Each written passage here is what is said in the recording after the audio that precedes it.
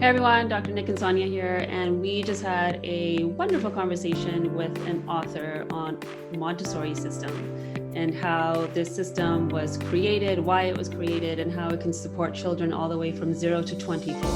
Yeah, and when we think of Montessori, we usually think that this is classroom only and, whether or not to put your kid into Montessori program, but really we talked about this timeline of implementing these strategies at home or whether or not you're in school, but these different stages that the kids or all of us go through up until the age of 24, she talked about. So there's different things to know as a parent or as a child supporter on this journey.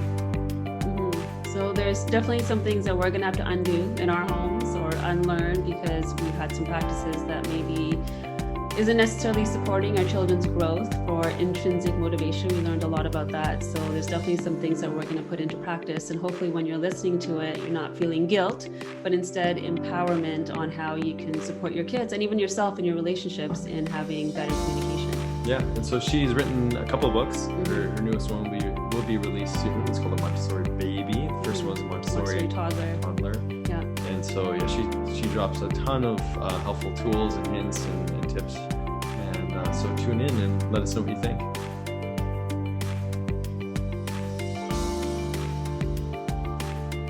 Hey everyone, welcome to another episode of Health Ignited. I'm Dr. Sonya here with Dr. Nick, and we are going to have an amazing chat today about a system that both of us have been really curious about since we have two little boys.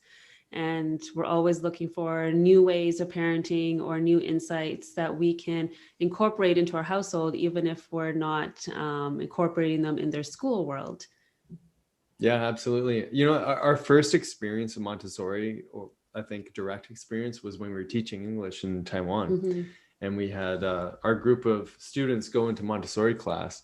And it was fascinating to watch them in this little environment, the small classroom setting of where they were kind of working through these little projects. And we found it fascinating because there wasn't a lot of like dialogue going on with the teacher. It was more like creating this form and then watching the children move through the experience. So we just got to be sort of flies on the wall in that experience, right? Yeah, I just loved how peaceful it always was in that classroom. And then they come back to our classroom and they'd be like completely different children. So it did spark some curiosity on like what is happening in that classroom that can't happen in ours. So I'm really curious to dive in with Simone Davies. She is the author of The Montessori Toddler, which is a best-selling parenting book with over 200,000 copies in print since 2019. She's also the author of the Montessori Notebook, the popular blog and Instagram, where she gives tips, answers questions, and provides online workshops to parents around the world.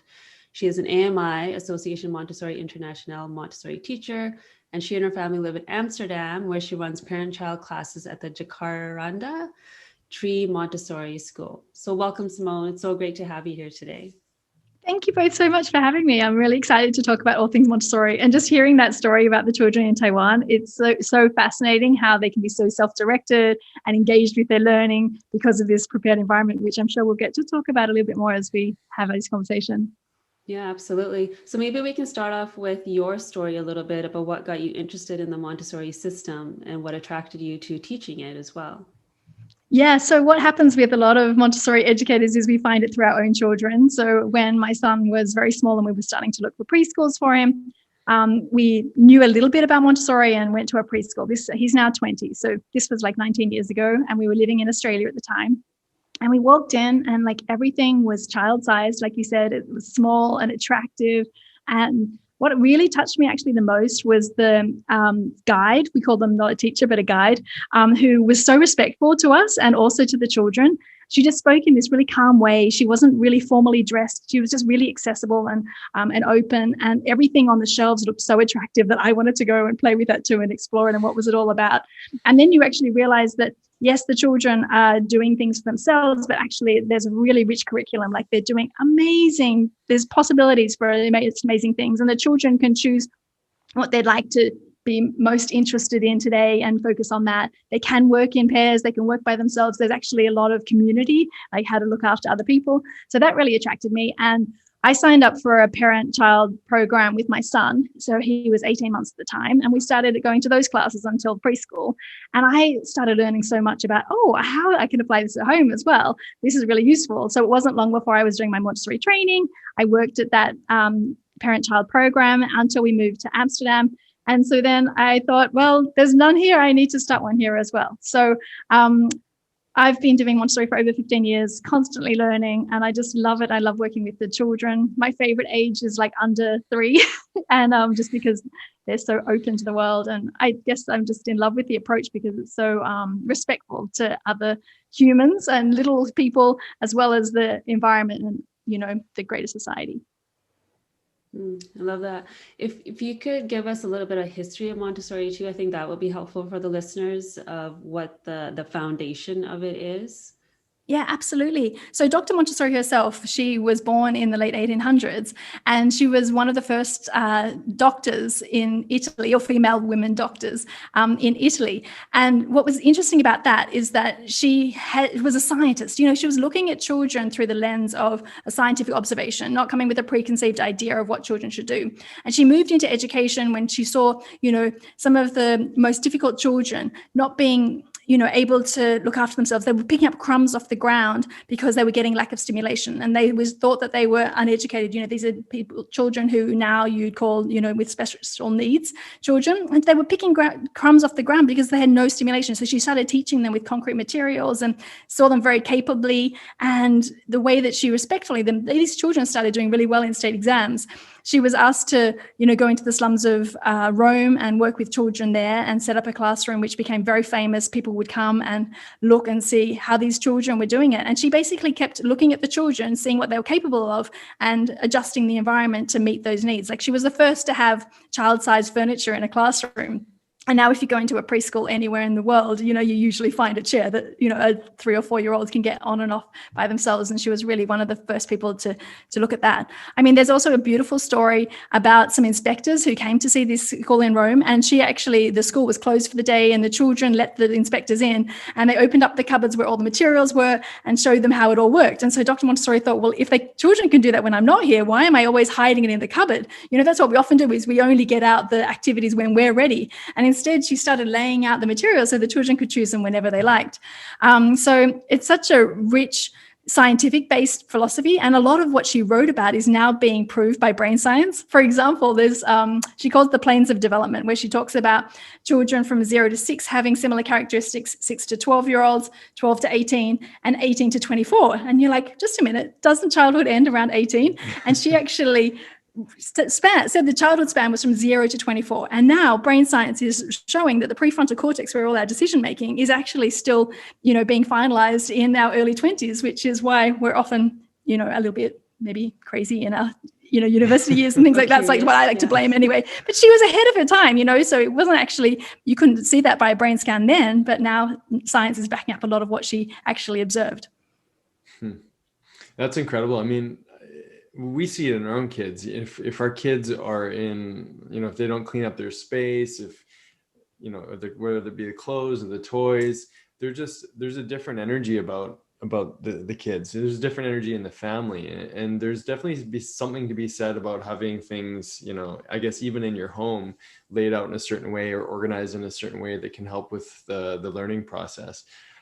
So if you could kind of walk us through a Montessori classroom, because you mentioned just, the child size, chairs and all that. And I think it's fascinating to think that all came from her study way back when, because the part of, I guess, a lot of Montessori has found its way into the public educational system to some degree. But if you could sort of paint the picture of what a Montessori classroom would look like, that would be great. Yeah, so I guess a classroom typically, let's talk about a preschool age. So that actually is a mixed age classroom for 3 to 6 year olds. So you have the older children who already know what's going on in the classroom, modeling for the younger children, which is great. So on the first day of school each year, there's already the 5 and 6 year olds can get on with what they were doing, and the 3 and 4 year olds are coming in. So you can already imagine that things are much more relaxed than having everyone at 3 years old, who's running around. It balances out the classroom a lot. So you walk in and you have all of these materials on the shelf that you can choose from.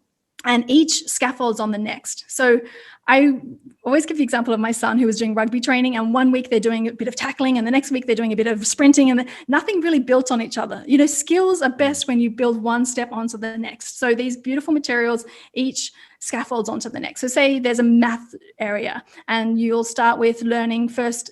Well, actually, you're learning about numbers in so many different ways. Even before you're actually interested in numbers, you can be counting the groceries as you're taking them out. But you're scaffolding these skills so that they start with like a one. It's a little gold bead, and then there's 10 of them in a string, and that's 10. And then there's 10 of those, and that makes 100. And then on top, 10 of those on top of each other makes 1,000. And so you've got this cube of 1,000, and the children can concretely, visibly see this is 1,000 and this is 1. And then they start to like not only learn these numbers. They can write the numbers from 1 to 100. They've got sandpaper numbers where they're feeling and touching and seeing how that works. And then they all of a sudden can go and do mathematics like 5,320. And so they go and get 5 of the 1,000 blocks, and 300, they'll go and get 300 of the others, and the other number 22 of the 10 blocks. And then they might add that to 1,020. And so they go and get 1,000 block and another 20. And then they can say, oh, look, I've got 6,000s now, and I've got 300s, and I've got, 40, you know, and they can actually do this mathematical sum at the age of 4 or 5 because it's concretely in their hands. And you think about how we learn maths, where it's all abstract on a piece of paper.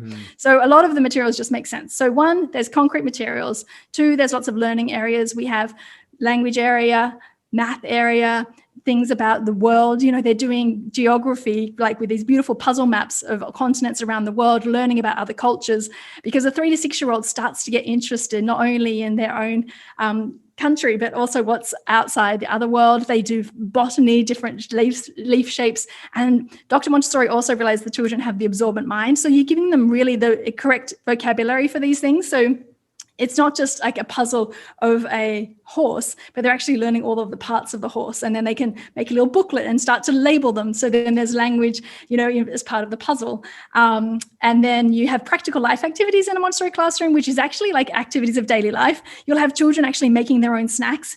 You'll have children, you know, mopping the floor where they've made a spill. You'll have children watering the plants. And it's not because they have to do it. It's because they want to do it. They love movement. There's this executive functioning is building, being able to follow a sequence. So it's actually great for their executive functioning skills, and they're learning to care about their environment, which is such an important part of, you know, taking care of not only ourselves, but others and our environment.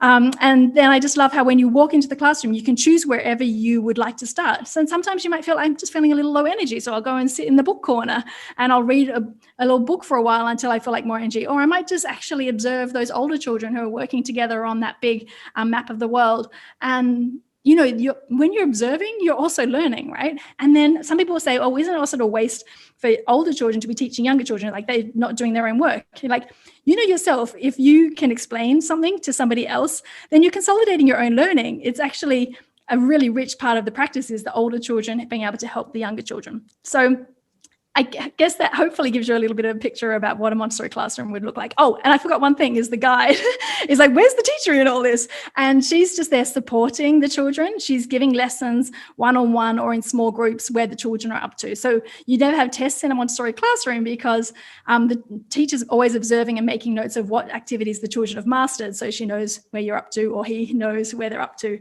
in their learning. Well, it sounds like it builds community for the children too. As you were saying, the older children are there really helping to support the younger kids, and the younger kids are also serving in some ways the older kids. So it's already in that young age of learning that in order to move forward, we do need to work together, and that community is so important. So I really love that piece. It feels very holistic in a sense where it's stimulating different parts of us and different parts of our brain, different senses and all of that. So it's really gearing towards all children because all children learn so differently. And so our youngest was very tactile. So what his preschool teacher would do is as soon as he would walk in, she would have clay ready for him and he would go straight to that unit, and that would really calm his nervous system because he didn't want to leave us. He was a little bit harder to leave at the preschool, whereas our oldest just turned around and said goodbye the first day. And he's a bit more in the mind and loves math and building. So right away he would go to that building station. So I really saw that it really supported their individuality within the collective. So that's a really beautiful thing to see in a Montessori environment. Yeah, I love that you touched on that children can learn in different ways in that environment. So if you've got it, some people say, oh, it must only be for children who can sit really still, because if it's all quiet in there, but actually it's great also for children who can't sit still, because once they've finished their activity, they can move around the classroom, they can go and watch somebody else. The teacher will direct them if they're disturbing somebody else, but they're actually also learning to manage their body, because sometimes the Montessori classrooms aren't so big and they have to be able to work around another person's mat, because they often roll out a mat and work on the floor and stretch out so they can do things around there. And so you're learning again about being in community with others. And it's great for oral learners, visual learners, or tactile learners, and children who need to move and process. Very holistic, as you say. Yeah, I love that. I think in this direction, it'd be great if you could maybe bust some myths around Montessori. So one of the misconceptions that we had, or I had, was that Montessori is very strict. So it's so regimented that it's not going to give them freedom to be themselves as children. And that was a myth, or like a misconception, a belief that I had, that I don't even actually know where I even got that. I think it was from talking to one of my sister-in-laws who had kids older than me. So I really went to her for advice on these things. And that was her belief. So it got passed down to me. But then when I started to see our friend and her children go through the Montessori process, I was like, this is very different than what I thought. And then even seeing our kids go through preschool, even though theirs was a mix of Montessori and Reggio Emilio, it was a very different thing. So I'd love for you to maybe bust any myths that you know of, or preconceptions. Well, that's definitely something I hear all the time, is that children are only allowed to do one thing with the materials, so therefore it's not creative at all. And that's where you get like this strict thing that the teacher, there's limits and all these kind of things. And then you get, on the other hand, people who say, oh, that's where children could do whatever they like, and there's like no limits. We do need to explain that Montessori comes back very much somewhere in the middle. We call it freedom within limits, or freedom with responsibility, so that with every freedom you have a responsibility. So for example, children can choose anything in the classroom as long as someone else isn't playing with it, and as long as they return it when it's finished so that it's ready for the next person. So that's actually already building a lot of responsibility, because it's not just play with whatever I like and I just leave it there.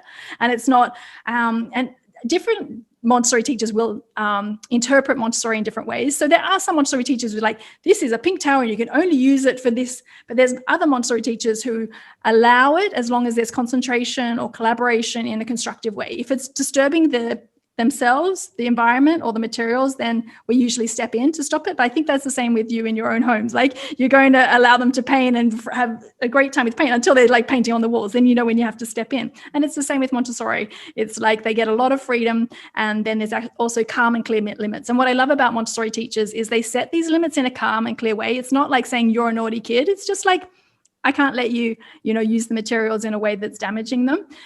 If you'd like to climb, let's go and climb out here, if they're climbing on something that they're not allowed to climb on. So that's kind of how I see Montessori anyway, is there's a lot of freedom. We try and allow the concentration as much as possible, but we will step in with a limit when it's needed. That's a great way of describing it, because, I had a little bit of perspective of that when we were in Taiwan. And it was part of the teacher's energy. She was very like stoic, sort of strictish kind of woman. You didn't see a lot of smiles coming from out of the experience with her interaction with the kids.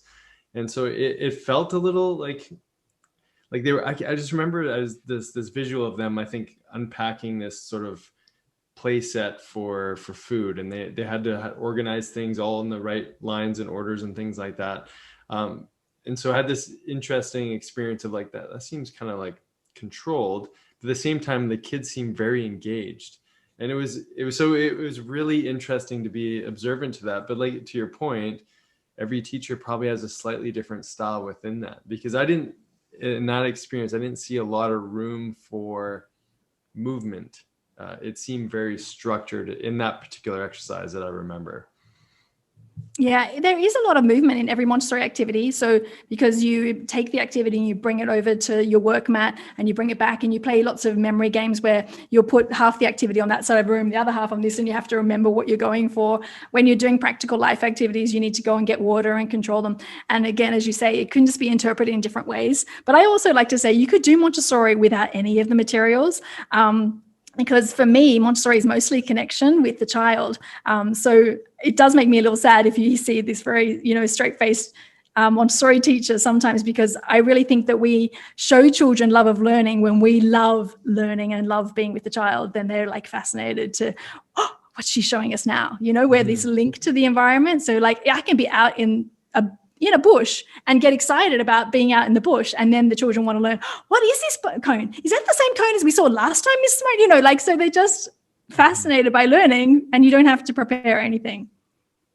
Yeah, we feel like our youngest has a teacher like that right now.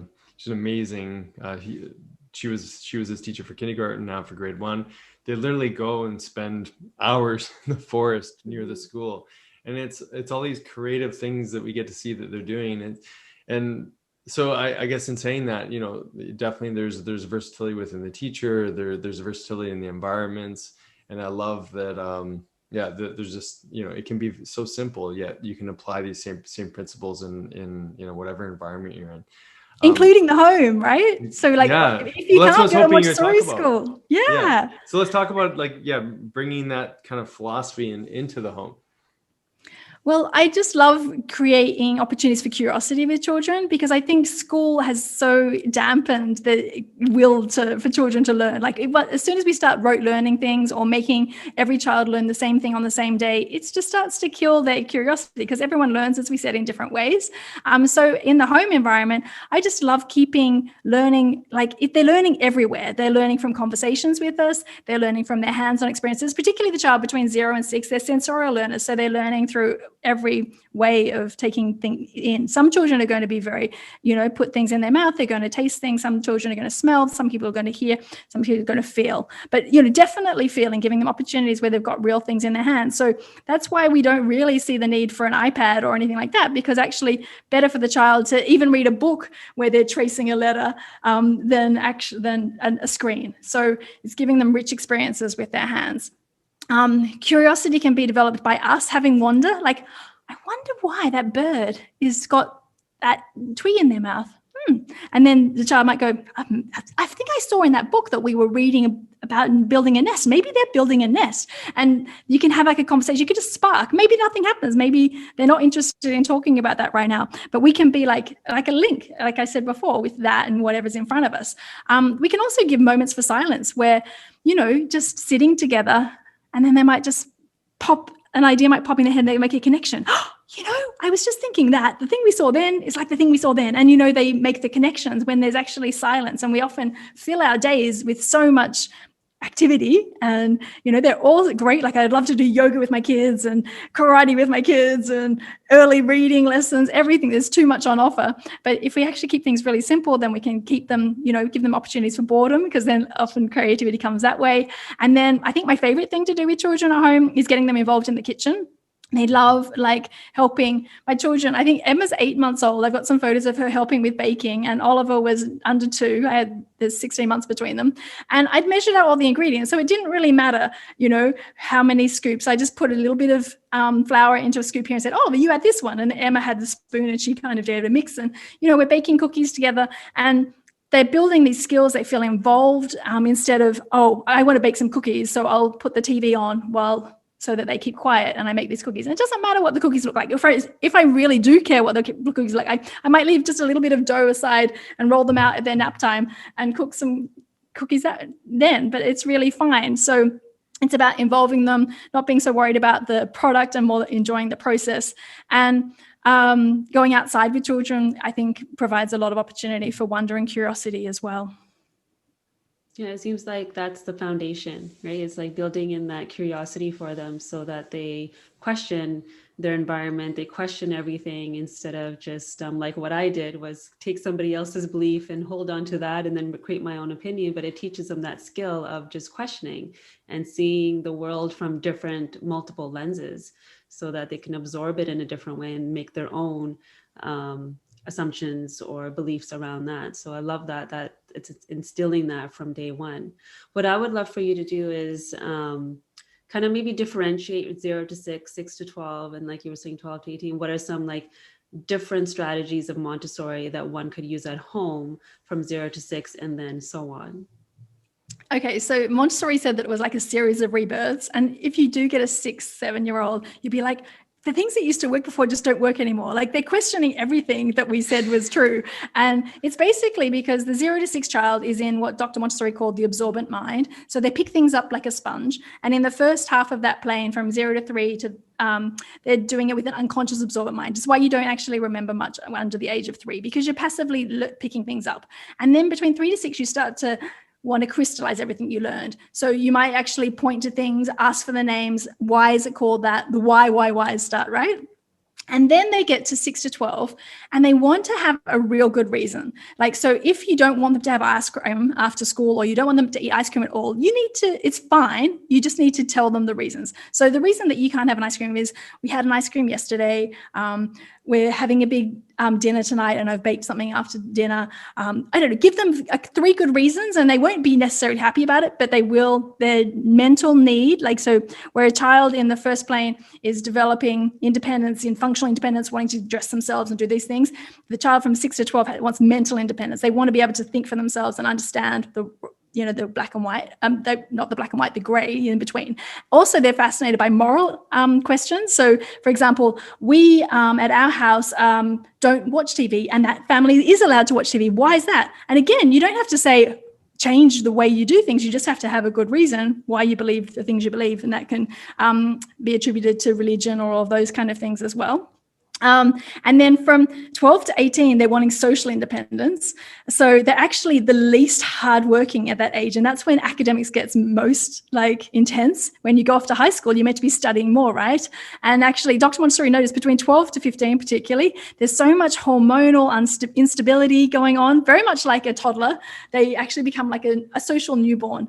And so she actually recommended an Erdkinder, which is like a farm school where children actually would go and work together, live in a community, work the land, understand geography this way, understand economics because they go and sell the goods that they grow on the farm. They can have their own business. They can have a hotel where families can come stay that earns money. If they don't make enough money, they literally can't buy the food. So they're learning economic independence as well, which is really important for them. And then in the 18 to 24-year-olds, they're starting to find their place in the world. So it's gone from the 0 to 6 child who's happy in their family and their small school environment. Then the 6 to 12 child starts to make the link to the bigger world. So they have their school environment, but also they start to do projects in society. They go out and they find out information from people who work in their community. And then the 12 to 18 child wants the globe, it's a very global outlook. They're wanting to change the world and come up with lots of interesting solutions to things. And then the 18 to 24 is when they're actually trying to find out their meaning and purpose in life.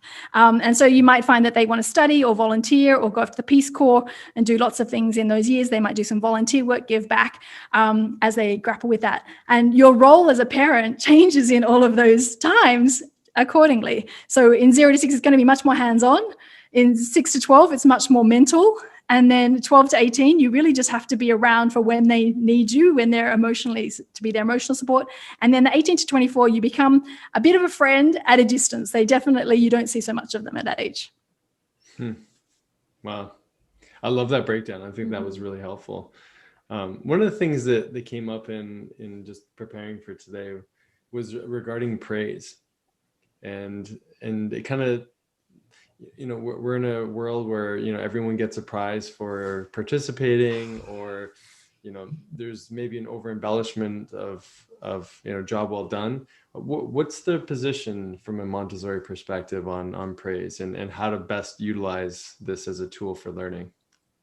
Yeah, so in the Montessori approach, rather than using praise, we often do acknowledgement instead, or encouragement. So it's, again, more about the process than the product. And not everyone needs to get a prize. And the praise that I hear the most is like, good girl, good boy, good job, all the time. And there's a really great article by Alfie Cohn that's 5 reasons to stop saying good job. And they've actually shown that it actually decreases children's motivation because they're waiting for the good job to actually do it. And if you give them a prize, which might even just be a sticker, like if you get dressed, or if you pee on the potty, then you get a sticker. Then as every time they need to do something, you need to be rewarding them. They're just looking externally, and we call it extrinsic motivation, as opposed to building the intrinsic motivation. So what we do instead, actually, I really like the How to Talk So Kids Will Listen and Listen So Kids Will Talk book, because it says like there's 3 different ways you can go about it instead. You can like describe what they're doing. Oh, look, you made some big circles on the thing. This one's green and this one's blue. You don't need to say, oh, it's such a beautiful painting. You can just describe what they did, and you can let the child, or would you like to tell me about your painting? Depending on the age of the child. And then they can self-evaluate to see what they liked, what they'd like to improve. Because if you just say good job, you're basically stopping them to go any further. Okay, well, that's done, where they might go, I'm going to add something else because it's not quite finished yet. And that's what we want them to keep doing, is to keep growing and to keep challenging themselves. So you can describe it. You can sum it up with a word like, oh, you got your backpack all ready for preschool. Now that's what I call being independent, Or you could just describe how it makes you feel. I really appreciate you putting all of the dishes away from the dishwasher. It means now I've got more time to sit with you and read a book. So you can just describe how you feel. And this is all just done in a way that you would speak with an adult. So it's basically just respect. So I think if you would say it to your partner, then you can say it to your child. Would you say, oh, good job, you unloaded the dishwasher, to your partner? Probably not. They'd probably find it quite patronizing. So we just try and what's really nice as well is just about encouraging the effort. And I also describe it a bit like a boss who kind of just says, oh, thanks for the report. And they don't really or good job, you finished it.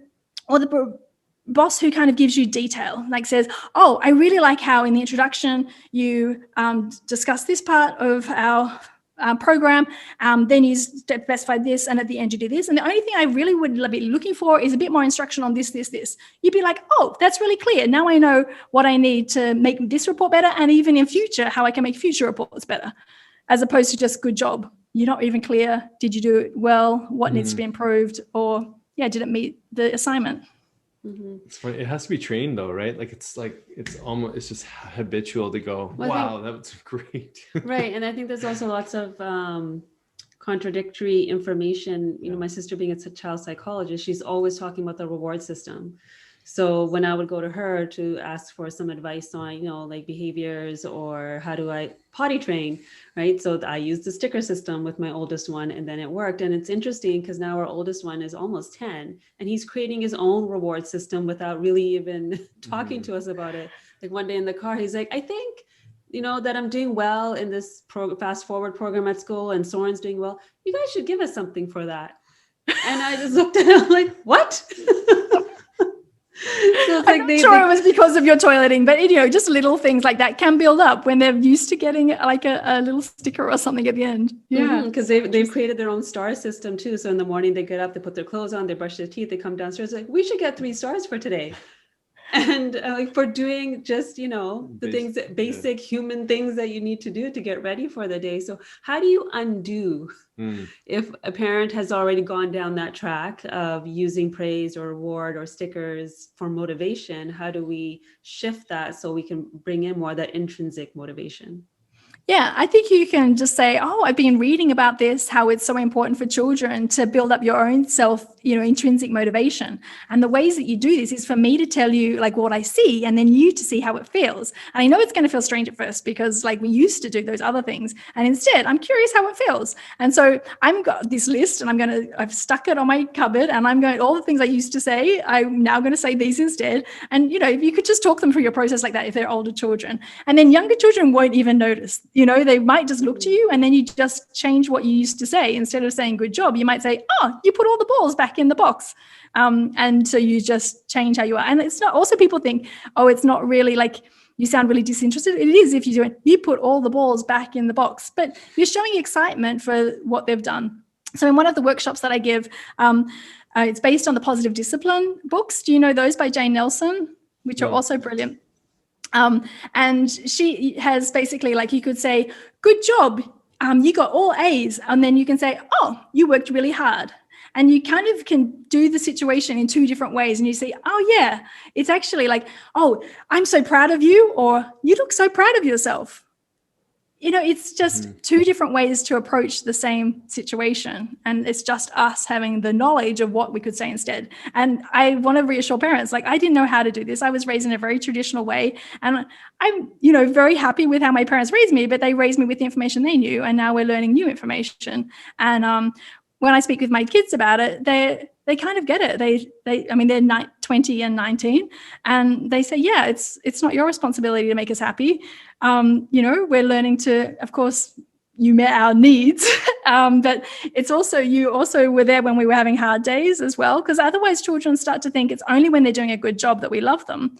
And that's not the message we want to get through them. We want them to know, actually, at their worst, we love them at their worst, because that's when you feel really secure and attached.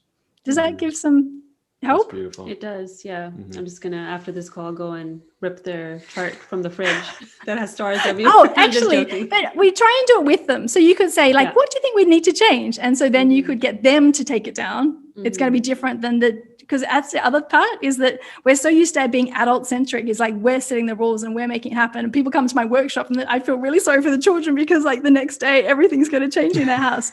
Instead of, oh, I heard about this thing. How could we change it? Yeah, if that's we've helpful. Incorporated family meetings on Sundays, and I find that is really supportive to create change. And especially with our oldest, like you were saying, from 6 to 12, he needs to know the why. And our youngest now is 7 too, so he's also kind of there. And so if we explain the why behind everything, he feels more involved and respected, which is really important. Yeah. Go ahead. Yeah. So the other thing that I was, sorry, you caught me off guard. Oh, sorry. I know Sonya wrote down some questions that she wanted to ask you. I wrote down some books. So you wrote a book called The Montessori Toddler, and now you have another book. So I was wondering if you could speak to that a little bit and that breakdown. Yeah, so it comes out next week already. It's called The Montessori Baby, and where the Montessori toddler went from, where the Montessori toddler went from 1-year-old to 3 years old. This talks about how you can actually apply Montessori principles from conception right through the first year for the first 12 months. And I love that because the reason we wrote the book is that once I wrote The Montessori Toddler, everyone was like, oh, I wish I had known about this earlier. And there is so much you can already do with a baby. And again, it's not about buying like all those beautiful wooden toys that you see on Instagram. It's about how you handle the baby, how you start with the conversations from birth, when you just hold them out in front of you and you poke your tongue out and then they poke at their tongue. You really look, they really try and poke their tongue out back. And then you can do it again and you're having a conversation because you're learning to take turns, Or when you're going to pick up a child, instead of, oh, I've got to change your nappy, and you're not even really, one, we often just pick them up. But two, I'm going to pick you up. We're going to change your nappy, and just pause. And the baby might start to raise their arms, or a very newborn baby can like lift their head and you're almost getting permission. Or you'll notice if they turn their head away, they're not quite ready. Okay, well, let me know when you're ready, Or sometimes they're not ready. And then how I'm gently, you really don't want to have your nappy changed. And I'm picking you up, and you can kind of sportscast them through how I'm using gentle hands through that whole process. We love also observing children, which we haven't really spoken about, but the way that Dr. Montessori made a lot of her findings was through observation of children. And so with an older child, you might be writing down how the fine motor skills that they already have, so what they're already developing and what they could challenge them, gross motor movements, social development, cognitive development, all these different things. And with a baby, you're looking at their movements, their grasp, the communication sounds they're making, because communication, yes, they're not saying words, but they've got communication through their body language, as well as the sounds that they're making and repeating. And even bubbles, the eyes contact can make communication. You can make observations about babies sleeping, so how they fall asleep, how they wake up, the movements they make when they're sleeping. So in our Montessori training, we did 250 hours of observation before we even worked with children. And 50 of those hours are in the first 8 weeks. And people would say, but the baby's not doing anything. And we're like, honestly, like now here, these are the things you can observe and see how much your baby's already taking in. And also it's to kind of take away this, at one point with babies, we thought they couldn't do anything. And then we found out that their brain's developing so much in the first 3 years that there's now so many baby gadgets and toys thrown at you, they need to buy everything. And instead, we're just wanting to take it back to the baby. What's the baby showing you what they want to do right now? And it's so much simpler. You don't need to buy so many things. You don't need to have a nursery that looks like it's from Pinterest. It's just, what does the baby need right now? And taking things back to kind of simplicity, connection, respect, and love. Yeah, it's such a powerful message. And it's fun watching you speak about this, because you light up when you're speaking about these principles, and it's really fun. It's really someone who's really put this into practice and made this your lifestyle, and brought it into how you conversate with your kids and with those that you teach. It's really inspiring to see someone really embody the work that they're doing. So we've loved this conversation. I'm wondering if there's, what would you recommend? Like, what's the easiest way for parents, or maybe there's teachers listening in, to just slowly start to incorporate this into their lifestyle? You gave some great tips on, just for us, and to remove or dismantle the reward system. But are there other things that you can think of that would be helpful for parents and teachers to bring into the family dynamic or teaching classroom to help support this process? So I think in the physical environment, we talk about the prepared environment as being like the second teacher. So the reason the Montessori Classroom works so well is we've put so much care into how it's prepared so that the materials are engaging. And so I think that when you walk into many modern homes, there's too much stuff. So the kids don't know what to play with, or it's all shoved in a cupboard and they can't see what's available. And the things that they're interested in are tucked in the back corner and they can't find them so easily. Or you need to say, oh, I will get that, but I'm busy right now.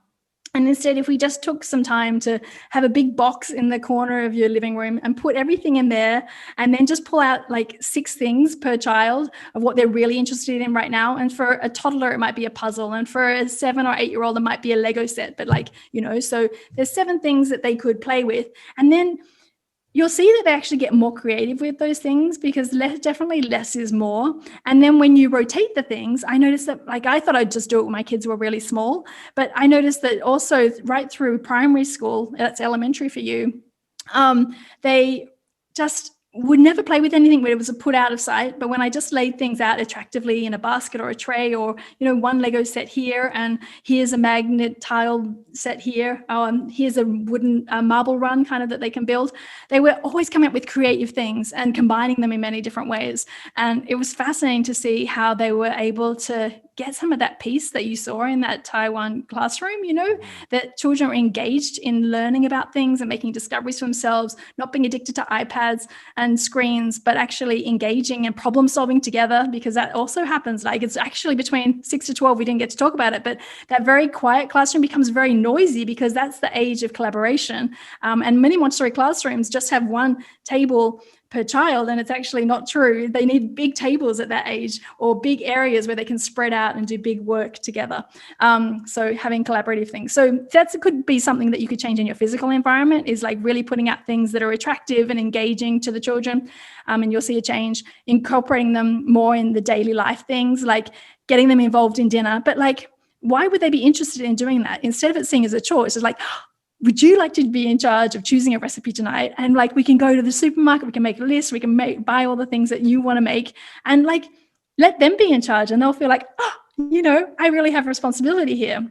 And then just respect, when they want to talk to us, close the laptop, give them one-on-one attention. Even if you're working, people say, oh, I can't do this because I don't have the time. I've been working full-time, but then when I get home at 3 or 4 in the afternoon, I'd turn off all the computers. I'd try and hide the phone from myself, because I can be the worst, culprit. And then I'd hang out with my kids from 4 to 7 if they needed me. And when they were off in their room doing their own thing, that was also fine. And then from 8 o'clock on, I could, have as much time as I wanted. But I just felt like that connection time, I got it back in spades with cooperation. It's so good. Mm-hmm. I just think of our boys, literally, they would play Lego all day long. And we actually got into an argument this weekend, because we literally had to go somewhere as a family. And it was we give them hey, we're going to have to leave the house together. All of us are going to have to go.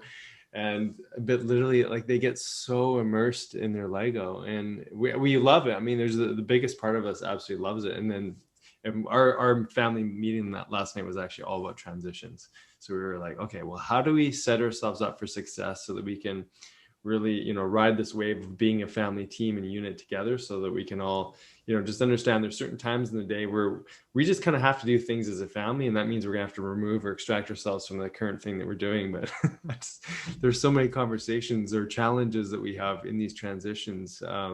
Well, it's just interesting. They're so immersed, right? How you were saying the mind of the 6 to 12 and the project base and the cloud and doing big things. So our oldest, like I said, he's been a builder since he was 1 year old, and so he has a plan in his mind, and he needs that plan to come to completion. Yeah. And if we're asking him to transition before that happens, that's where the frustration shows up. So we just talked about languaging around that, how he could express that, you know, I'm trying to build this thing. It's going to take me this long. So please give me X amount of time, and how that could be supported for us too. So we understand what's going on in his mind as he's, you know, doing his projects. So this is a really helpful conversation just to kind of bring it back to, like you were saying, those basics of connection. Because we as parents, you know, we have so many things that we're juggling, and it's easy to get lost in the phone, because now our phones are not just for communication, they're work. We're literally doing work on our phones, and to be able to just step away from that and give them that attention. And what I'm really understanding from this Montessori process is that people are learning the gift of listening and being like active listeners and being really present in that moment. And I feel like that's the key thing that we all need. And then as adults too, we need that as well. And so there's so much like unlearning, I think, as a society that needs to be done, and then remembering what those basics are. So thank you for bringing light to that. Yeah. But also I love that process of the conversation in your family. That already was a really respectful, you know, things sometimes go wrong, and then you actually get to have a conversation like, that didn't go so well. How could we do that better next time? That is totally Montessori as well, because it's not just these perfect selfies that we see on Instagram. It's like, we got it wrong. We apologize. We're modeling apologizing, and we work on the problem solving as well. And they're learning that process that hopefully they'll be able to take with them with their own, you know, friends and into the future. Mm-hmm. Yeah, that's definitely our hope. Yeah, I'm excited to redo their whole toy room. Yeah. and yeah, really incorporate that, because I think they would really respond to me just like having things ready for them after school, and that's what they would play with. Because right now it's just the whole house is their toy room. Yeah, so. it slowly takes over each room. Their Lego. And you could involve them with the process as well, right? Yeah. So you'd be like, you know, how can we make more space here rather than what can we put away? That would be a better way to frame it. So yeah, I learned that from Kim John Payne. It's like, how can we create more space here? And right. And then like, so if your son's into building, then like, where can we make some construction, you know, area for your things so you can always find them, and set that up in a way that's really accessible for them. There's actually, I co-wrote the Montessori Baby with Junifer Uzadika, who lives in Nigeria. And at her school, they have for the 6 to 12-year-olds a workshop, which is where they can do woodwork with real saws and things like that as well. So if you have the space outside to actually have a workshop, maybe you need a lock on it so he's not there unsupervised, but actually even the 3 to 6-year-old children in her school also use it, because they learn how. In Montessori, we show them how to use tools. Even like a baby, we give them a real glass, and because it's much easier to use a glass than a plastic thing that falls over. And they're learning to use 2 hands and have control of movement, and things like that. So we give them real tools and show them how to use it. And then if they use them inappropriately, it looks like you want to throw that glass, I'll put the glass up here for now. So yeah, there's lots of ways that you'll be able to make the changes with them. Yeah, that's really helpful. I like how you keep bringing examples in of just recording the behavior and recording the feeling. Like you said, I noticed you like throwing this glass around. Let's put it up here instead of, what are you doing? Stop throwing the glass around. The reframing. Yeah, the reframing and just being in the moment with them, like just that observation. I noticed that this is what's going on, or how can we create more space for you? The languaging is critical, and I can just feel my mind kind of going at this moment, going, how can I do this? How can I implement this in a more tangible way? And I guess it's just one conversation at a time. Yeah. So as we close, I would love for you to express a message to children. So if there was one thing that you can teach children today, what would that message be? I just want children to be authentically themselves, because I guess from the time they're born, we're putting messages on them about what they should become. And Montessori is about accepting every child for their unique selves. So it's really okay to show up exactly who you are when you're in my classroom, when I meet you. And so I hope that the parents then learn to see you through your eyes and treat you in a way that will help you flourish in this world that we're living in together. And also to respect others for all their differences and their beautiful things as well, because we're all different, but that It would be really boring if I spoke to you in exactly the same way as you spoke to me. It would be really dull. So I think difference is such a beautiful part of the world, and it's sort of got a lot to do with social justice issues that are really relevant right now. So growing citizens like who are asking questions, you know, that's so important. Like you said, Dr. Sonya, that children are learning to ask questions, like start young with teaching them when there's injustices, as they're walking down the street and there's a crack in the pavement. I learned this from Britt Hawthorne. She's an amazing anti-bias, anti-racist educator. And you see a crack in the path. And I would normally think of nothing of it, but you could say to your child, who is, you know, actually affected by this? Who would this be difficult for?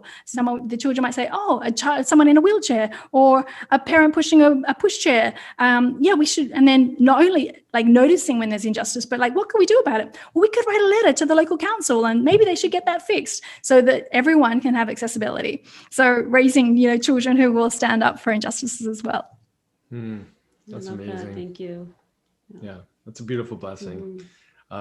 So just a reminder for everyone who's tuning in, the Montessori Baby is coming out on May 11th, which is coming up soon. The time this release this podcast will be, you know, basically right in time for people to tune into that. And were you accessing or releasing the pre-orders? Is that on Amazon, or is that the best place for people to go? So people can actually order it from anywhere, which is great because they can even order it through their local bookstore or their favorite online store, and then they can upload their details through the publisher.